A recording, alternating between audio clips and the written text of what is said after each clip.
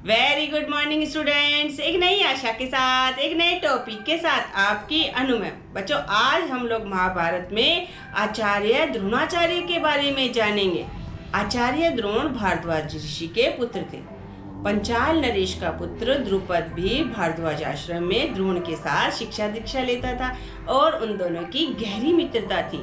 द्रुपद कभी कभी खुश होकर द्रोणाचार्य से कहा द्रुपद कभी कभी खुश होकर अपने मित्र द्रोण से कहा करता था, जब मैं पंचाल नरेश का राजा बन जाऊंगा तुम्हारी विपन्नता को दूर कर दूंगा और मेरी प्रत्येक वस्तु पे तुम्हारा अधिकार होगा। तुम जब चाहो मेरे से सहायता मांगने के लिए मेरे दरबार में आ जाना। इस प्रकार से बचपन में वे गहरे मित्र थे। शिक्षा समाप्त होने के बाद में द्रोण का विवाह कृपाचार्य की बहन कृपि से हुआ और उनके एक पुत्र उत्पन्न हुआ। लेकिन निर्धनता के कारण वे अपने पुत्र का पालन सही ढंग से नहीं कर पाते थे। यहाँ तक कि उसके लिए दूध की व्यवस्था भी नहीं कर पाते थे। उनकी पत्नी को सत्तू घोलकर अपने बेटे को पिलाना पड़ता था, यह कहकर कि ये गाय का दूध है। उन्हें अपनी निर्धनता पर अक्सर खींच आती थी। एक दिन अश्वत्थामा ने उन्हें आकर कहा कि मेरे दोस्त मेरी निर्धनता का मजाक उड़ाते हैं। यह सुनकर द्रोण का हृदय छलनी हो गया। उन्हें अपने मित्र द्रुपद की कही बातें याद आने लगी। वे अपनी पत्नी और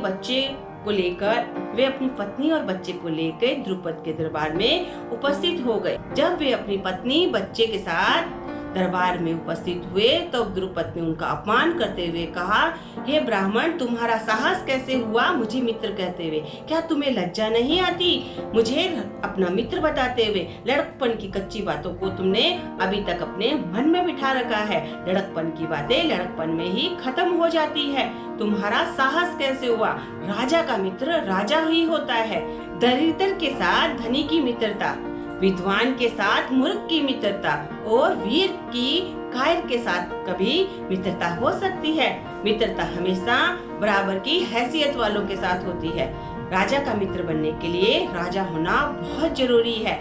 द्रुपद के कटु वचन सुन के उनका हृदय छलनी हो गया और उन्होंने निश्चय किया कि वे द्रुपद को एक न एक दिन सबक जरूर सिखाएंगे और अपने अपमान का बदला अवश्य लेंगे। इसके बाद में वो हस्तिनापुर आ गए और अपने पत्नी के भाई के यहाँ पर गुप्त रूप से रहने लगे। एक दिन हस्तिनापुर के सारे राजकुमार नगर के बाहर गेंद से खेल रहे थे। अचानक उनकी गेंद कुएं में जा गिरी।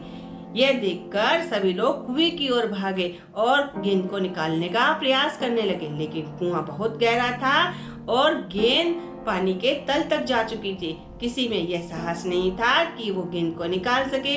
युधिष्ठिर झुके तो उनकी अंगूठी भी कुएं में जा गिरी। यह देखकर सभी राजकुमार काफी हैरान और परेशान थे। तभी गुरु द्रोण उधर से गुजरे। उन्होंने बालकों की उदासी और कुएं में झांकने का कारण पूछा। राजकुमारों ने बताया कि उनकी गेंद और अंगूठी कुएं में जा गिरी है। वे उन्हें निकालने की कोई तरकीब सोच रहे हैं। गुरु द्रोण ने कुएं के पास पड़ी सीख को उठाया। उनमें से एक सीख को उन्होंने कुएं में डाला और वह सीख सीधा जाकर गेंद पे लगी। उसके बाद उन्होंने दूसरी सीख डाली जो सीख के अंतिम सिरे में जाके लगी। इस प्रकार से उन्होंने एक एक करके सीख डाली जो सीख के अंतिम भाग में जाकर लग रही थी। इस प्रकार से सीखों का आखिरी सिरा एक दूसरे से चिपकता गया और जब आखिरी सीख मारी तो उसका सिरा कुएं से बाहर निकल गया। गुरु द्रोण ने उसे पकड़कर गेंद बाहर निकाल दी। इसके बाद में उन्होंने एक बाण को अभिमंत्रित करके कुएं में डाला। वह बाण अपने सिरे में अंगूठी को फंसाकर बाहर निकल गया। सभी राजकुमारों ने उनके कर्तव्य देखे तो उन्हें आदर सहित प्रणाम किया और उनका परिचय जानने के लिए उनसे पूछा कि आप कौन हैं, आप कहाँ रहते हैं। तब द्रोण ने कहा, तुम यह घटना अपने पितामह भीष्म को बताना, वे समझ जाएंगे कि मैं कौन हूँ। राजकुमारों ने राजमहल में पहुंचकर सारी घटना जब पितामह भीष्म को बताई तो भीष्म पितामह ठाड़ गए कि ये और कोई नहीं श्रेष्ठ धनुर्धर द्रोणाचार्य जी है।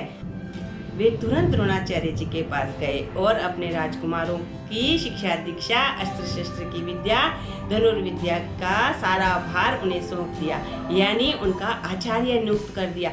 इस प्रकार से राजकुमारों की शिक्षा दीक्षा का भार इस प्रकार से राजकुमारों की शिक्षा दीक्षा का दायित्व जब द्रोणाचार्य को मिला तो उनके भाग्य के द्वार खुल गए। उन्हें राजकुमारों को सिखाने का अवसर मिला। राजकुमारों की शिक्षा दीक्षा से उनकी आजीविका का स्थायी साधन मिला। उनके मन में बड़ी प्रसन्नता हुई। वे बड़े प्रेम लगन और सावधानी से राजकुमारों को अस्त्र शस्त्र और धनुर्विद्या देने लगे। कौरव और पांडव बड़े ही योग्य थे, बहुत ही होनहार और बुद्धिमान थे।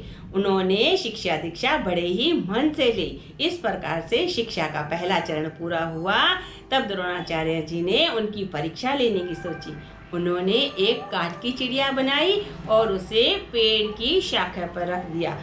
चिड़िया को पेड़ की शाखा पे बिठाया और सभी शिष्यों को धनुष बाण लाकर तैयार होने का आदेश दे दिया। प्रत्येक शिष्य अपने धनुष बाण को लेकर आक्रमण की मुद्रा में तैयार हो गया। फिर द्रोणाचार्य जी ने प्रत्येक शिष्य को बताया कि उसका लक्ष्य क्या है। उसका लक्ष्य है चिड़िया की आंख। उसके बाद में द्रोणाचार्य जी ने प्रत्येक शिष्य से पूछा कि अब तुम्हें क्या दिखाई दे रहा है। ज्येष्ठ होने के नाते सबसे पहले उन्होंने यह प्रश्न युधिष्ठिर से पूछा। युधिष्ठिर ने कहा, मुझे पेड़ पे बैठी चिड़िया दिखाई दे रही है। फिर उसके बाद में उन्होंने दुर्योधन से पूछा।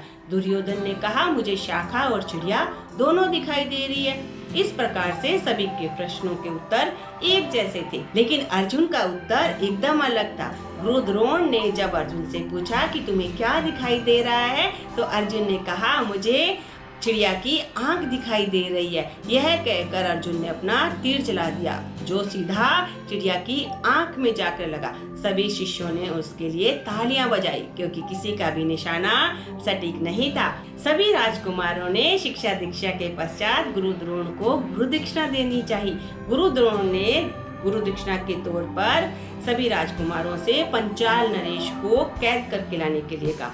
तब दुर्योधन ने कहा, यह काम तो मैं अकेले ही कर सकता हूँ। दुर्योधन अकेला ही पंचाल नरेश को कैद करने के लिए चला गया, लेकिन पंचाल नरेश द्रुपद भी पराक्रमी और वीर थे। उन्हें कैद करके लाना इतना आसान नहीं था, इसलिए दुर्योधन अपना समूह लेकर लौट गया। उसके बाद में गुरु द्रोण ने अर्जुन को भेजा।